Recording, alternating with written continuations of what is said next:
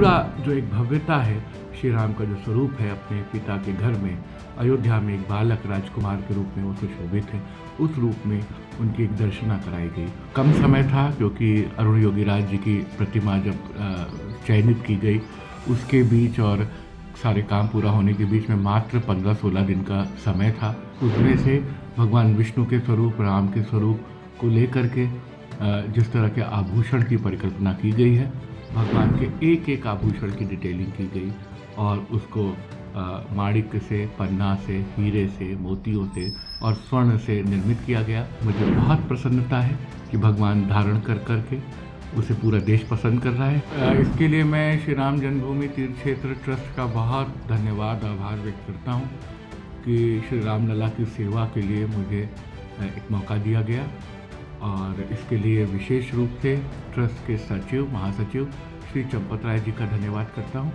और भगवान की शास्त्र सम्मत किस तरह से उनको आभूषण पहनाया जाए, उनका अलंकार हो, इसकी जिम्मेदारी दी गई। और कम समय था क्योंकि अरुण योगीराज जी की प्रतिमा जब चयनित की गई उसके बीच और सारे काम पूरा होने के बीच में मात्र 15-16 दिन का समय था। तो एक बहुत बड़ा चैलेंज था, लेकिन बड़ी जिम्मेदारी से उसके लिए काम किया गया। अध्यात्म रामायण, श्रीमद् वाल्मीकि रामायण, रामचरितमानस और दक्षिण में प्रचलित यामुनाचार्य जी के आलवंदार स्तोत्र जो भगवान श्री लक्ष्मी नारायण, भगवान वेंकटेश की आराधना में हमेशा पढ़ा जाता है, उसमें से भगवान विष्णु के स्वरूप, राम के स्वरूप को लेकर के जिस तरह के आभूषण की परिकल्पना की गई है उसका प्रयोग किया गया। इसके लिए हर सहायमल श्यामलाल ज्वेलर्स ने अपना सहयोग दिया। उन्होंने बड़ी मेहनत से 132 कलाकारों के टीम के साथ ये काम किया। रोज़ डिज़ाइन बन के आते थे, हम लोग उसमें से चयन करते थे, फिर ट्रस्ट में दिखाया जाता था। दक्षिण के और उत्तर भारत के श्रेष्ठ जो रामकथा मर्मज्ञ हैं, संत हैं, गोविंद देव जी गिरी जी महाराज हैं, उन सब से राय लेते हुए चंपत राय जी की देखरेख में ये संपन्न हुआ।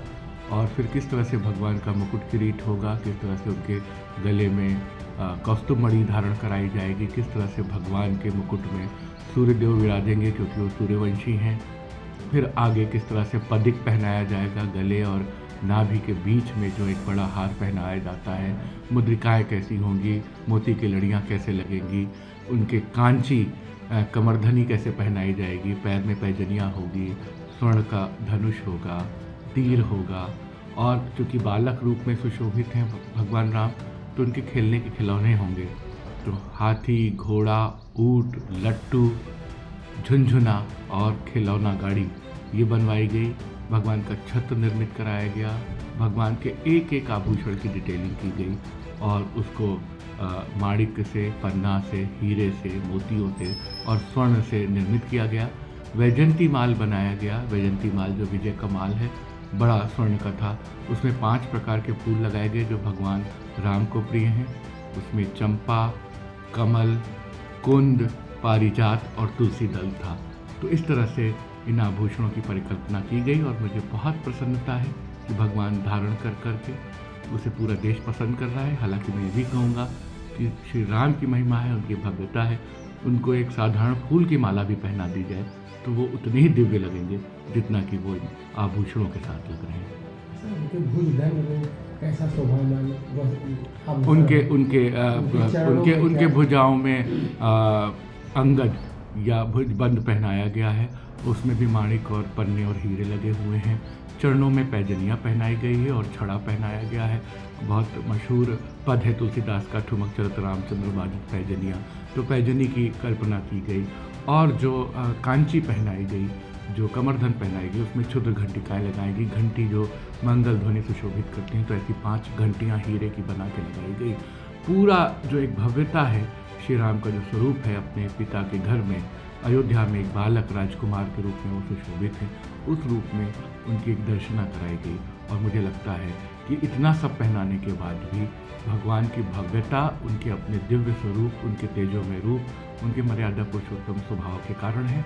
इस बात का जरूर ध्यान रखा गया, पूरी गरिमा के साथ और पूरी मर्यादा के साथ सारी परंपरा का निर्वहन हो, जिसे करने का हमने प्रयास किया। इसके लिए तीर्थ क्षेत्र ट्रस्ट का आभारी हूँ। इसके लिए इसके बनाने वाले कारीगरों का आभारी हूँ, हर सहायमल श्यामलाल ज्वेलर्स का आभारी हूँ, और जो भी थोड़ी बहुत मेरी भूमिका रही मैं उसके लिए धन्यवाद व्यक्त करता हूँ। तो भगवान राम का जो हार पहनाया गया है माला, वो काफ़ी विशिष्ट लग रहा है, ये कहानी ये सब ज्वेलर्स ने बनाया और इसको जयपुर में भेज करके कारीगरों ने तैयार किया। 5 लड़ियों की ये पटिक बनाई गई है, जैसे कि हमारे यहाँ परंपरा है, और उसमें हीरों का हार है जिसमें बड़े बड़े पन्ने सुशोभित हैं।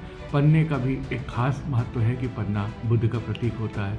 सूर्य भगवान के साथ पन्ना लगाते हुए एक बुद्धादित्य योग का भी संयोग किया गया, और श्री राम के वैभव को, श्री राम की मर्यादा को उनके कुल परंपरा के अधीन इस तरह के गहनों का निर्माण किया गया। सर, आपने मंगल ध्वनि की विशेषता पर ध्यान दिया था, क्या विशेषताएं थी इसकी? क्या जब ट्रस्ट ने मुझे काम सौंपा कि मंदिर में, ये मेरी ही परिकल्पना थी कि जिस समय प्राकट्य हो रहा हो, जिस समय प्राण प्रतिष्ठा हो रही हो, उस समय संगीत होना चाहिए, मंगल ध्वनि होना चाहिए, जैसा कि दक्षिण में और उत्तर के भारत के मंदिरों में होती है। प्रधानमंत्री जी श्री नरेंद्र मोदी जी सबका साथ सबका विकास लेके आगे बढ़ते हैं, तो उसमें एक अवधारणा रहती है कि उत्तर दक्षिण पूर्व पश्चिम सबका समन्वय हो। चूँकि रामलला सबके हैं, भगवान सनातन हैं, भारतीय संस्कृति के प्रतीक पुरुष हैं, एक सांस्कृतिक नायक हैं, उनको देश आस्था, अध्यात्म, साहित्य, कला हर क्षेत्र में दिखता है। हर कला परंपरा में श्री राम कथा का गायन और नर्तन होता है। तो मुझे लगा कि पूरे देश का प्रतिनिधित्व होना चाहिए, तो अधिकतर राज्यों से वहाँ के मंगल वाद्य बुलवाए गए। तमिलनाडु से, कर्नाटक से, आंध्र प्रदेश से घटम था, उत्तर प्रदेश से बांसुरी और पखावज थी, मृदंगम आया, पंजाब से अलगोजा आया, राजस्थान से रावण हत्था आया, तमिलनाडु से नादस्वरम आया। तो इस तरीके से तविल आया। हमने मंगल ध्वनि की अवधारणा रची और देश के शीर्षस्थ गायकों ने उसमें राम धुन गा के, भजन गा करके अपनी राग सेवा अर्पित की, जिसमें सोनू निगम जी, अनुराधा पौडवाल और कविता पौडवाल, हरिहरन जी, शंकर महादेवन, मालिनी अवस्थी, कैलाश खेर और अनवर खां साहब मंगणियार, इन सब लोगों ने अपना प्रदर्शन किया। एक बात मैं एएनआई से कहना चाहूँगा कि जितने भी कलाकार वादक आए थे जिन्होंने मंगल ध्वनि की, हमारी परिकल्पना को साकार किया, सभी ने कोई पारिश्रमिक नहीं लिया। सभी ने अपनी तरफ से राम मंदिर ट्रस्ट के लिए, भगवान रामलला के प्राकाट्य के लिए ये उत्सव रचा। जिस समय मूर्ति का अनावरण हो रहा था उस समय मीराबाई जी की धुन पायो जी मैंने राम रतन धन पायो मंगल ध्वनि के रूप में बजाई जा रही थी, और सारे कलाकार उसके बाद लक्ष्मणाचार्य जी का भजन रघुपति राघव राजा राम संकीर्तन के रूप में गा रहे थे। हमने शुरुआत की थी राम का गुणगान करिए से, फिर आरती के समय श्री रामचंद्र के पाल भजमन की धुन बजाई गई और उसे शंकर महादेवन जी ने गाया। पूरी कल्पना इस आधार पर थी कि मंगल का, उत्सव का, शुभता का प्रतीक उल्लास हम संगीत के माध्यम से रच सकें। और एक महत्वपूर्ण बात यह भी है कि आधुनिक किसी वाद्य का हमने इस्तेमाल नहीं किया। जो भी आधुनिक प्रचलित वाद्य हैं उनको छोड़ करके भारतीय परंपरा में और मंदिरों के गोपुरम में बजने वाले, रंग मंडप, नृत्य मंडप में बजने वाले वाद्यों का इस्तेमाल किया, जैसा प्राचीन काल में उल्लेख मिलता है।